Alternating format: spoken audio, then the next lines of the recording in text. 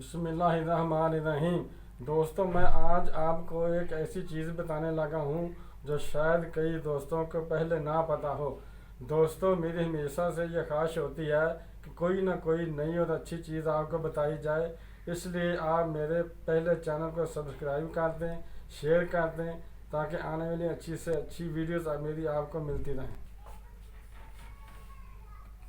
दोस्तों, सवाल ये है कि कंसोनेंट्स किसे कहते हैं।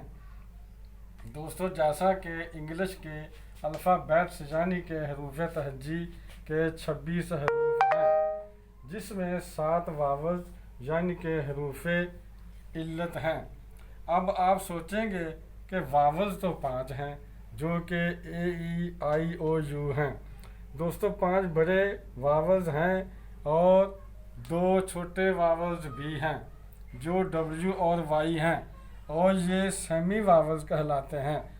दोस्तों, अगर ये सातों वावल्स 26 हरूफ में से निकाल दें तो बाकी 19 हरूफ रह जाते हैं, और इन 19 हरूफ को ही कंसोनेंट कहा जाता है।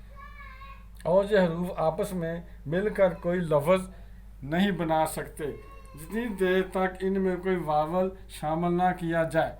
जैसा कि जी के साथ बड़ा वावल ओ लगाएं तो गो बन गया, जो एक मुकम्मल लफ्ज़ है, और एम के साथ सेमी वावल वाई लगाएं तो माई बन गया, और ये भी एक मुकम्मल लफ्ज़।